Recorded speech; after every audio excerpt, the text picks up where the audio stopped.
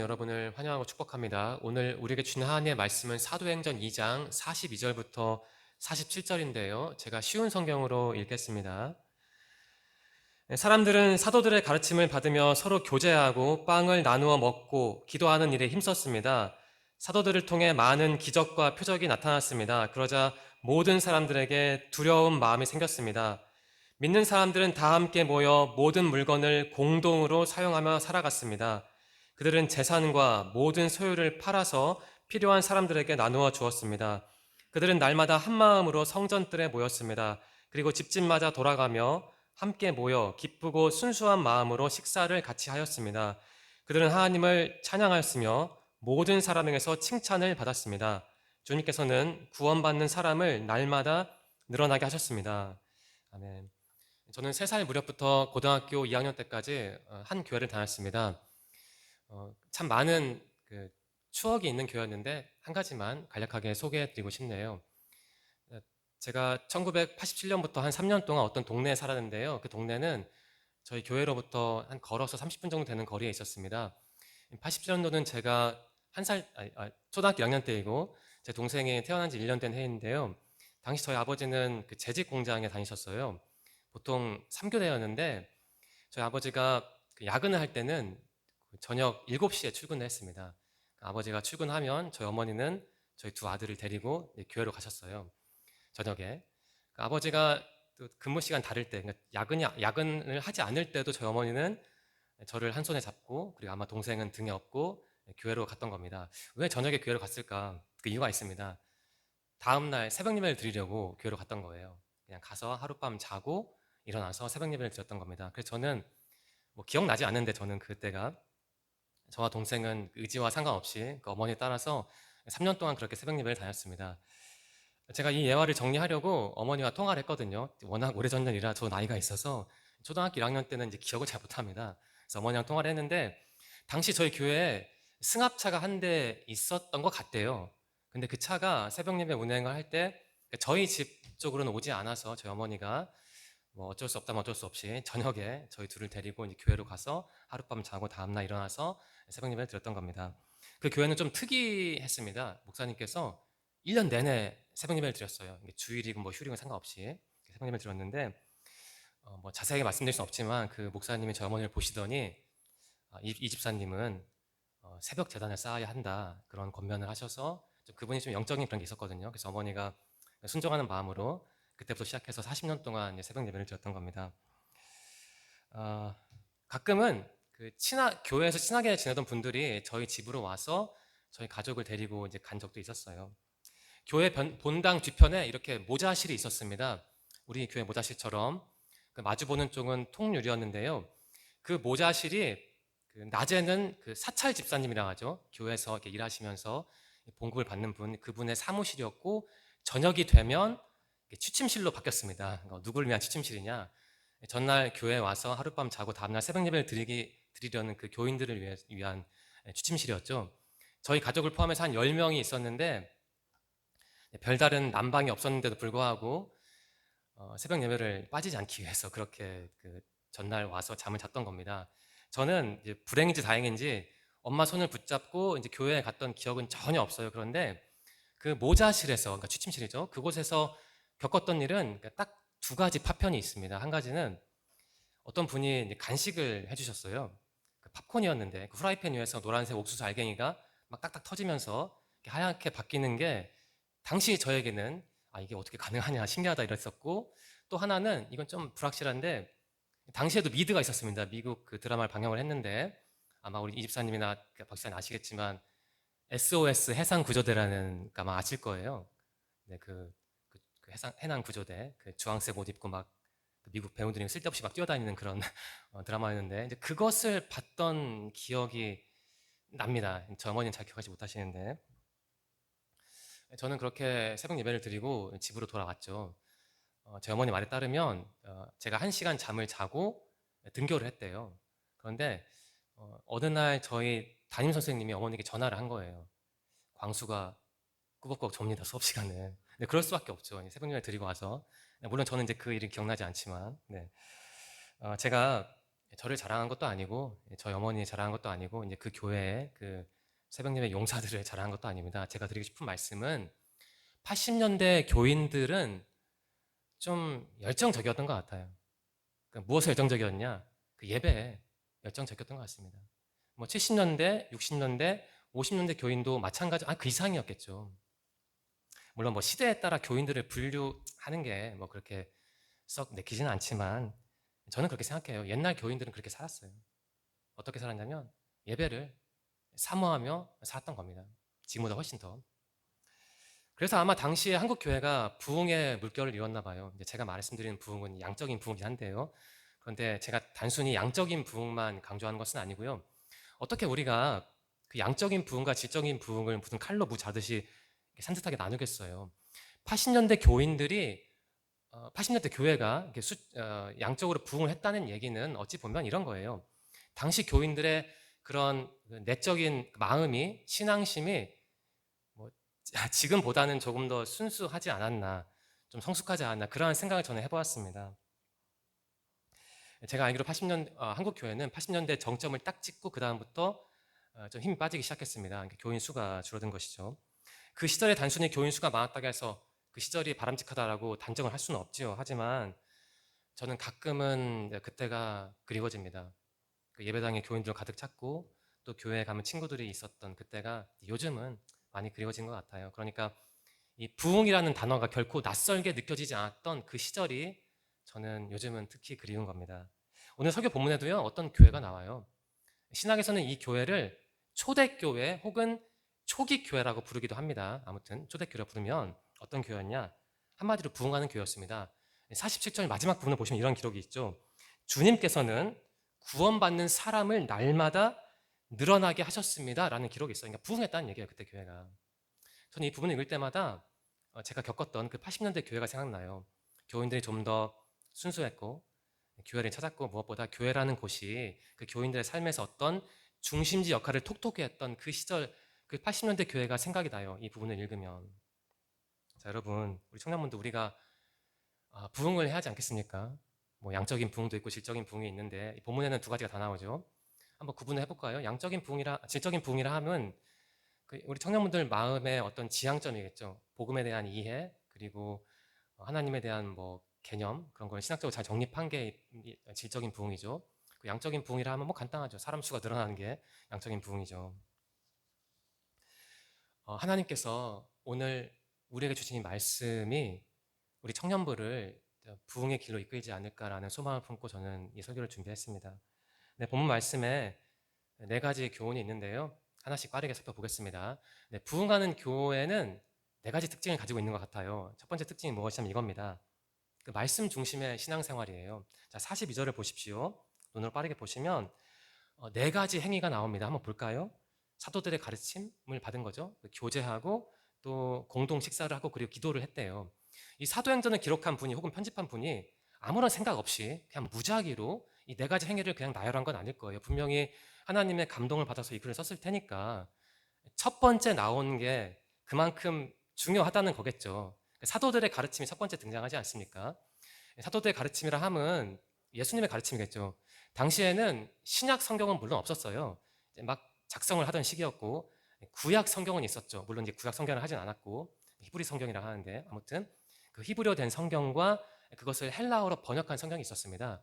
사도들, 그러니까 예수님의 제자들은 그 예수님의 가르침을 부지런히 기억하고 복기하고 연구했고 또 동시에 이 구약 성경을 읽었던 거예요. 그러니까 그 두 가지를 조합을 해서 당시 교인들을 가르쳤던 겁니다. 그러니까 당시 교인들은 사도들의 가르침을 받아서 열심히 연구하고 생각하고 뭐 토론도 했겠죠. 그렇게 하면서 신앙생활을 했던 거예요. 그러니까 우리 식으로 변환해서 말씀드리면 당시 교인들은 성경을 아주 연락에 읽고 토론하고 공부를 했던 거예요. 아시겠습니까? 자, 그러면 이렇게 정리를 할 수 있죠. 부흥하는 교회라 함은 그 교회에 속한 교인들이 뭐 하는 사람들인 거예요? 성경을 열심히 읽고 연구하는 사람들인 거예요. 그런 사람들이 있는 교회가 부흥하는 교회라는 타이틀을 얻을 자격이 있다는 겁니다. 물론 조심해야 할 게 있죠. 우리가 열심히 성경을 읽었더니 부흥을 했다. 이런 인과관계는 내세우면 안 되는 것이고 결국 부흥이라는 게 최종 관문은 하나님께서 여시는 것이죠. 우리가 아무리 노력을 해도 하나님이 노라고 하면 안 되는 것이죠. 하지만 그렇다고 해서 우리가 할 일이 없다는 것은 아니고, 뭐 하나님께서 우리 청년부를 부흥시켜 주실지 아닐지 모르지만 아무튼 우리가 성경을 읽는 것은 굉장히 중요하고 필수적인 행위라는 겁니다. 교회 부흥은 건물을 확장함으로써 이루어지는 게 아니죠.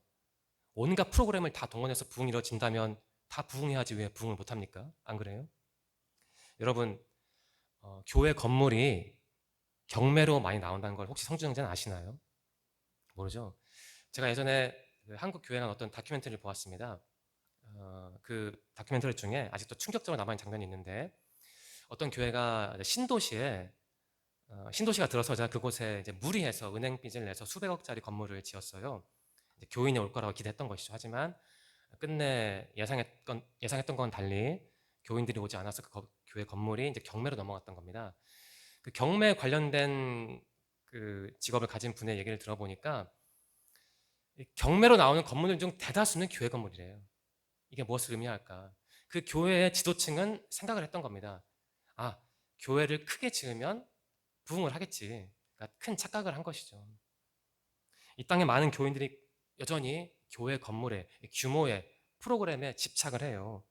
부디 우리 청년부 청년들은 이제 그러한 부차적인 것에 그 눈길을 주지 말기 바랍니다. 그럼 어떻게 해야 하냐? 성경 말씀에 여러분의 마음을 쏟기를 바래요. 하나님의 말씀에 관심도 없으면서 하나님의 말씀을 들고 아이들을 가르칠 실력과 능력과 자신도 없으면서 건물 규모를 찾으면 그게 부흥이 되겠습니까? 그건 위험한 것이죠. 자, 이게 첫 번째 메시지고요. 자, 두 번째 메시지는 이겁니다. 부흥하는 교회의 두 번째 특징은 무엇이냐면 43절인데요. 이렇게 정리할게요. 하나님의 능력과 역사 이렇게 정리하겠습니다. 당시 초대 교회에는 많은 기적과 표적이 일어났대요. 굳이 기적과 표적 두 단어를 썼을까? 차이가 있습니다. 기적이라는 단어는 그리스어로 테라스라고 합니다. 영어로는 원더라고 하죠. WONDER. 그러니까 말 그대로 놀라운 일이에요. 뭐 병이 낫고 뭐 오병이어 기적이 일어나고 이런 게 기적입니다. 그 표적은 무엇이냐? 헬라어로는 그 세메이온이라고 하고 영어로는 사인이라고 합니다. 뭔가 좀 감이 오죠. 하나님이 기적을 일으킨 목적이 있잖아요. 그 뜻이 있잖아요. 그 뜻을 반영하는 단어가 바로 표적인 겁니다. 그러니까 여기서도 교훈이 나오죠. 기적 자체가 중요한 게 아니고 그 기적에 담긴 그 하나님의 뜻, 의미가 중요하다는 거예요. 자, 당시 부흥하던 어쨌든 그 초대 교회에는 많은 그 기적과 표적이 일어났는데 본문에는 대체 무슨 기적과 표적이 일어나는지는 몰라요. 나오지 않으니까 모르는데 한번 추정을 해보면 그 사도행전을 다 읽어보면 알 수 있죠. 가령 베드로와 요한이 성전 미문에 앉아 있던 그 태어날 때부터 하체를 쓰지 못하던 분을 고친 사건도 있고, 그러니까 병을 고친 거죠. 그러한 것도 기적이고, 뭐 또 귀신을 축출한 것도 기적이고, 그리고 바울이 뱀에 물렸지만 죽지 않았잖아요. 어떤 자연의 섭리를 거스른 것도 기적이 될 수 있겠죠. 그리고 또 베드로가 그 욥바에서 그 다비다라는 여인을 사람을 살리지 않습니까? 그러니까 죽은 자를 살린 것도 기적이죠. 아무튼 그러한 기적과 표적이 많이 일어났다는 거예요. 자, 이 장면을 한번 우리에게 한국 교회에 적용을 해봅시다. 자, 한국 교회가 침체되어 있다고 합니다. 교인 수가 줄어들고 있죠. 2023년 기준으로 개신교 교인 수는 760만 명입니다. 아, 많은 것 같죠. 그런데 그 수가 불과 몇 년 전에는 더 많았어요. 단 한 7, 8년 만에 100만 명 넘는 교인이 줄어든 겁니다. 그러니까 놀라운 거죠. 또 청년부도 많이 줄어들고 있고요. 중고등부 아이들이 청년이 되면 교회를 떠난대요. 그러니까 중고등부 때는 아마 부모와 함께 가거나 아니면 친구들이 있으니까 그냥 출석을 하는데 청년이 되면 그래서 어떤 그 독립을 하면 자기 생각이 많아지고 그래서 교회를 나오지 않는다는 거예요. 제가 전에 그 CGN TV를 통해서 전경호 목사님이라는 분의 강의를 들은 적이 있습니다. 그 강의의 제목이 이거였어요. 한국 교회 청년이 교회를 떠나는 이유입니다. 우리 승현 형제 아마 보셨을지 모르겠는데 그분은 5가지를 정리를 하더라고요. 제가 있는 그대로 짧으니까 읽어드리겠습니다. 한번 잘 들어보시고 기억하시고 나름대로 한번 고민해 보시기 바랍니다. 자, 첫 번째 이유인데요.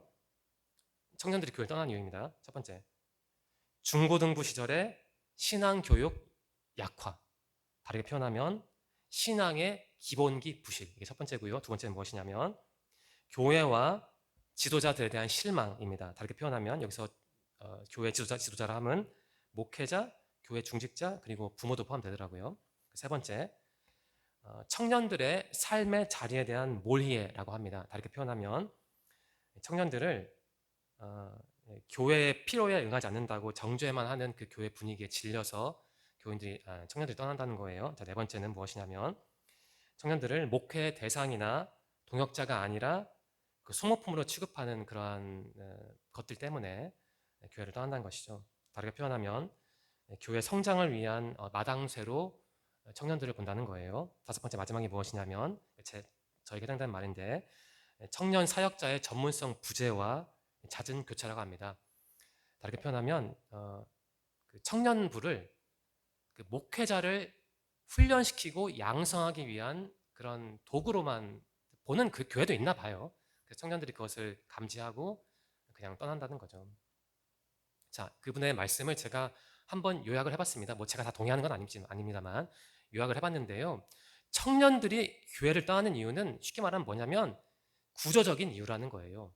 그러니까 구조적인 이유니까 몇몇 개인의 능력으로는 해결하기가 어렵다는 겁니다. 자, 아무튼 그렇게 한국 교회가 침체가 되고 있는데 그러니까 우리 개인의 노력으로는 그런 침체를 극복하기 어렵다는 거예요. 그럼 어떻게 해야 하냐? 본문에 답이 나오죠. 좀 식상한 표현이긴 한데 어떤 프로그램을 도입할 게 아니고 하나님의 기적과 표적을 기대를 해야 한다는 겁니다. 그렇다면 질문을 해야죠. 대체 어떤 기적과 표적이 있어야 청년부가 부흥을 하고 교회가 침체에서 벗어나 성장을 할까? 뭐 우리의 그냥 아픈 몸과 마음이 순식간에 나아야 하고 뭐 이 물잔이 갑자기 2리터로 증폭을 해야 그러한 기적을 봐야 우리가 성장을 할까?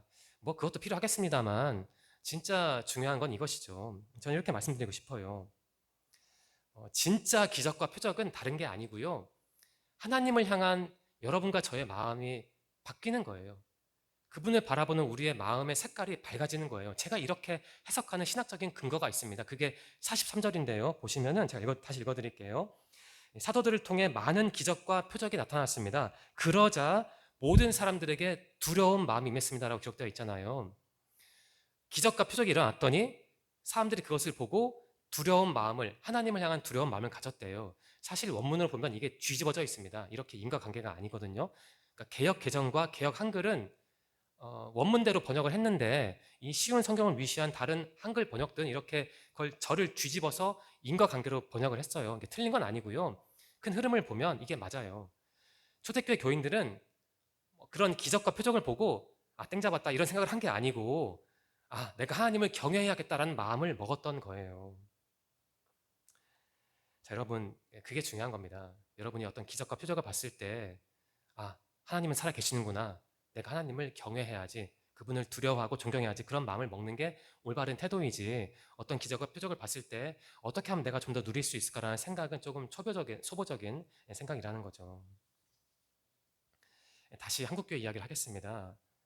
청소년부 아이들이 줄어들고 청년들의 교회를 떠나는 현상이 있죠. 뭐 그것뿐만 아니라 교회가 다방면으로 침체되어 있는데 먼저 우리가 인정을 해야 할 것 같아요. 우리가 노력을 한다고 그들이 돌아오진 않을 거다. 뭐 그랬다면 돌아오겠죠. 우리가 뭐 노력을 안 했으니까 그런 생각을 해야 할 것 같고 그리고 뭐 그런 프로그램이 필요한데 그런 프로그램을 어떻게 도입해서 좀 교회를 부흥시켜야겠다는 생각은 일단은 접어두는 게 좋을 것 같습니다. 그럼 무엇을 해야 하냐? 교회에 남아있는 분들이 점검을 해야 하죠. 내 마음에 있는 하나님은 도대체 어떤 하나님인가? 내가 만들어 있는 하나님인가? 아니면 정말 내가 경외하는 그 하나님인가? 그 점검을 해야 하는 겁니다. 좀 듣기 싫은 소리지만 예전에 이재철 목사님이 강연하면서 이런 말씀을 하셨어요. 한국교회 청년들이 하나님을 이용한다는 거예요. 뭐 그분만 그런 말씀 하셨겠습니까? 수도 없이 많은 신학자와 목회자들이 그런 비슷한 지적을 했죠. 그게 무엇을 의미합니까? 저 사람들이 하나님을 이용한다. 그게 뭘 의미해요? 그들의 마음에 하나님을 경외하려는 그 존경심이 없다는 거예요. 아니면 왜곡되어 있던가. 주일 예배는 저는 이렇게 생각합니다.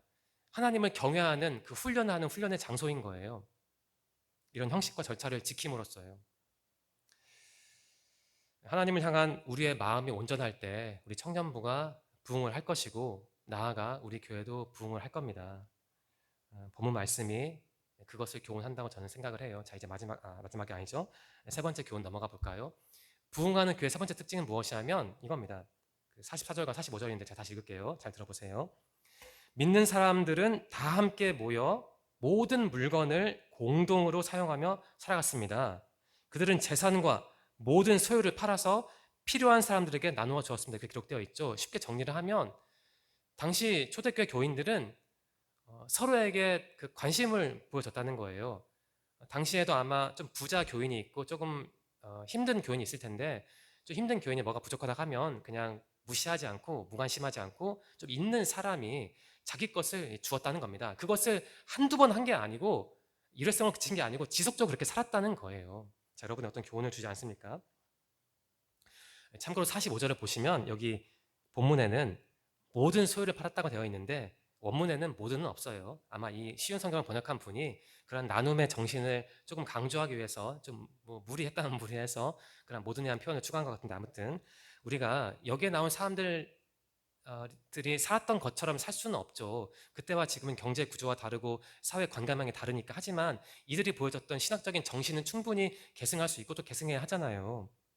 전에 차인표 씨가 인터뷰 중에 이런 말을 했습니다. 사랑은 말이 아니라 행동이래요. 당시에는 너무 식상한 말이라 생각했는데 생각할수록 맞는 말이에요. 좀 신앙적인 의미도 담겨 있는 것 같아요. 우리가 누구를 사랑한다면 말로만 사랑한다 할 게 아니고 행동하는 사랑을 실천을 해야죠. 그러니까 행동하는 사랑이 필요한 거예요. 교회는 단순한 공동체가 아니고 그 믿음과 사랑의 공동체잖아요. 저는 이것을 우리 청년들이 그리고 우리 중고등부 아이들이 좀 깨달았으면 좋겠어요. 제가 전에 중교에게 부탁을 했습니다. 하율이가 교회 나오지 못하는데 중교 너가 인스타 DM을 좀 보내줄 수 있냐? 그랬더니 알겠대요. 물론 저도 하율이와 카톡으로 소통을 했고 그 하율이가 나오지 않을 때마다 그날 설교 본문을 메시지만 요약해서 작년에는 계속 보냈습니다. 제가 올해는 이제 보내지 않은데요. 아무튼 중교가 저희 부탁을 받고 DM을 보냈더라고요. 참 중교가 제 생각에 참 센스 있는 아이예요. 제가 어떤 부탁을 하니까 곧이곧대로 하지 않고 자기 나름대로 타이밍을 고려해서 하율에게 DM을 보냈고 또 답장을 받았더라고요. 그러면서 저에게 중교가 하는 말이 하율이가 많이 바빠서 교회에 오지 못할 것 같다는 거예요. 자, DM을 보낸다는 건 관심의 표현이죠. 너가 지난주에 교회 나오지 못했는데 나는 너가 나오지 못한 거 알고 있다. 혹시 뭐 어떤 문제가 있냐? 요즘 어떻게 살아가냐? 그런 관심을 표현하는 것이죠. 자, 초대교회 교인들이 서로 물건을 나누었다는 얘기는 좀 이렇게 변화를 생각할 수 있어요. 그 사람들이 마음에 서로를 향한 애정과 관심이 없었다면 어떻게 물건을 나눴겠습니까? 뭐 한두 번 나눌 수는 있지만 애정과 관심 없이 지속적으로 그렇게 살기는 불가능해요. 그러니까 그 사람들은 그 관심을 마음을 준 거예요. 저는 이게 부흥의 열쇠라고 말씀드리고 싶습니다. 나의 마음을 주는 것이죠. 내가 가진 게 없어서 일시적으로 타인에게 뭔가 주지 못할 수도 있어요. 하지만 괜찮습니다. 그 사람에게 나의 마음을 주면 되죠. 어쩌면 한국 교회가 침체된 건 뭐 건물이 작아서인 건 아니에요. 그 프로그램이 없어서 침체된 것도 아니고요. 한국 교회가 침체된 건 교인들의 마음이 좀 말랑말랑하지 않아서 침체된 것 같아요. 그냥 내 마음에 그냥 오직 나만 있고 나의 살 길만 있고 나의 먹을 것만 있는데 그런 상태에서 어떻게 내가 다른 사람에게 나의 마음을 내어주겠어요. 물론 내가 일단 나를 챙기는 게 맞지만 때로는 이래야 하는 거예요. 나 먼저 나부터가 아니고 너 먼저 너부터가 되어야 하는 것이죠. 자, 여러분에게 질문을 드리겠습니다. 우리 청년분들에게 질문을 드릴 텐데요. 오늘 지금 이 순간 여러분의 마음에 떠오르는 사람은 누구입니까? 예배 끝나고 DM과 문자를 뭐 보내신다면 보내야 할 사람은 누구예요? 그 사람 혹은 그 아이가 누구입니까? 딱 한 사람만 지금 떠올려 보시면 좋을 것 같아요. 제가 그 사람을 다음 주에 교회 예배당에 앉히라라고 요청을 하는 게 아닙니다.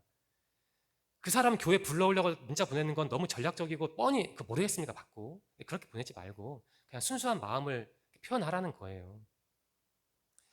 아무리 부흥이 중요하지만 사람이 우선이지 부흥이 첫 번째는 아니잖아요. 우리 중고등부도 청년부도 서로에게 관심을 보여야 합니다.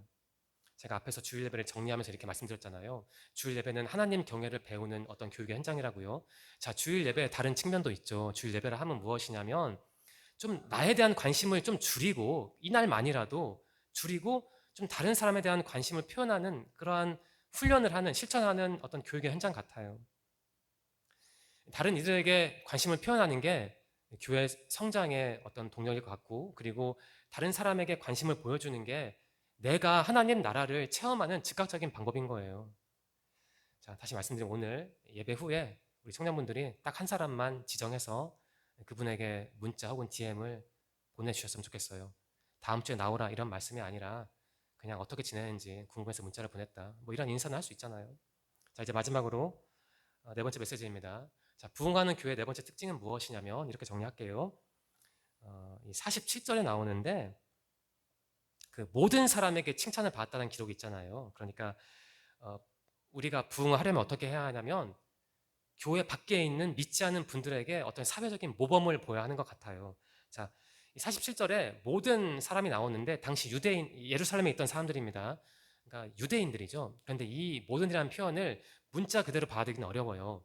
그 모든 유대인들 중에는 물론 예수님과 초대교회를 좋아하던 사람도 있었지만 예수님을 저격했던 바리새인과 사두개인도 있었을 테니까 이 모든을 문자 그대로 모든을 보기는 어렵고 그냥 많은 정도로 이해하시면 될 것 같습니다. 아무튼 당시 많은 유대인들은 초대교회 교인들을 보고 감동을 했다는 거예요. 아, 저 사람들은 저렇게 기도하면서 자신들의 물건을 나누면서 살아가는구나.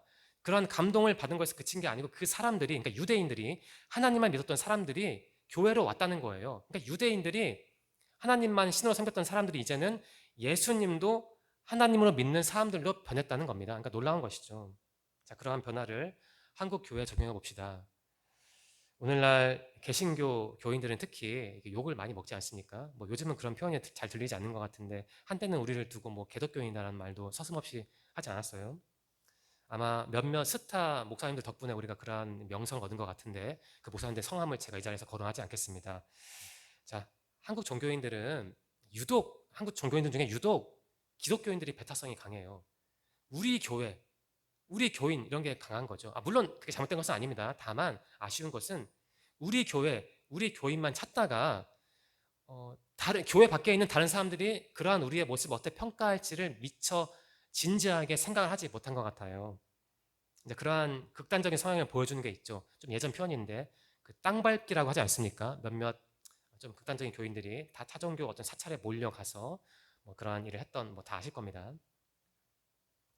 그래서 저 분들이 우리를 보고 개독교인들이라고 욕하는 게 저는 좀 잘못됐다고 생각을 해요. 가령 우리가 낸 헌금의 일부가 그 복지의 사각지대에 있는 분들을 위해 쓰입니다. 그러니까 국가도 얻지 못하는 분들을 우리 교인들이 돕는 거예요. 헌금을 내서. 그래서 우리는 1차적으로 칭찬을 받아야지 욕을 먹을 건 아닙니다.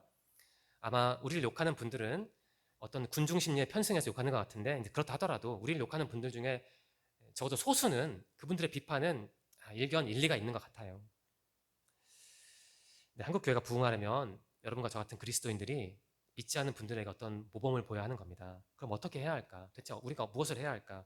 이 자리에서 제가 구체적인 행동 지침을 말씀드릴 수는 없죠. 이 설교가 그것을 위한 것은 아니고 다만 원리라면 원리가 있죠. 예수님이 그 하나님 사랑과 이웃 사랑을 하나의 덩어리에 묶었잖아요. 그게 어떤 우리에게 힌트를 답을 주는 것 같아요. 우리가 좀 이웃을 넓은 개념으로 보면 되죠. 그냥 우리 교회 안에 있는 사람만 이웃이 아니고 우리 교회 밖에 있는 믿지 않는 사람도 이웃으로 본다면 일단 우리가 그러한 그 인식을 갖는다면 그 사람들에게 어떤 사회적인 모범을 보일 수 있는 토대를 마련한 것 같아요. 자, 이 본문에 나오는 초대교회 교인들은 1차적으로 이걸 구분을 해야 하는데 이 분들은 1차적으로 그 초대교회 안에 있던 사람들을 돌봤던 겁니다. 그 교회 밖에 있던 사람들은 아니었어요. 1차적으로.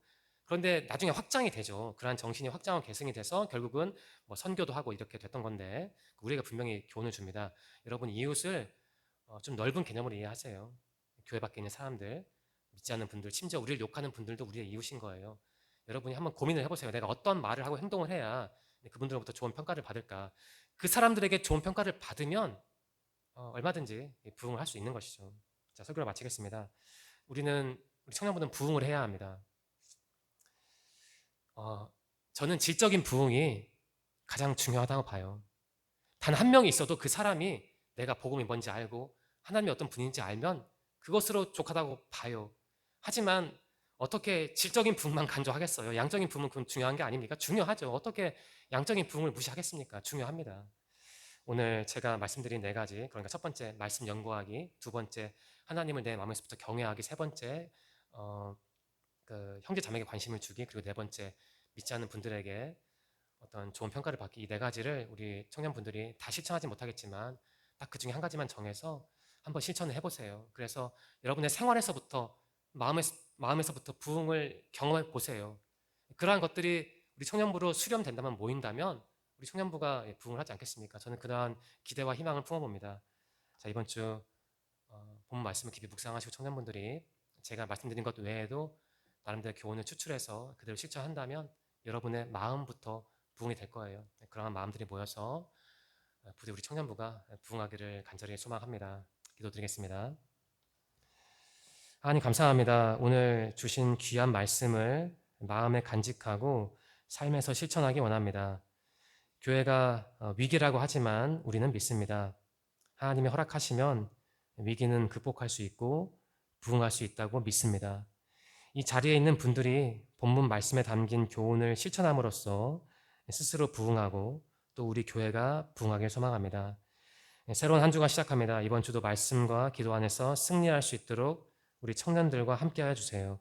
예수님의 이름으로 감사하며 기도드립니다. 아멘.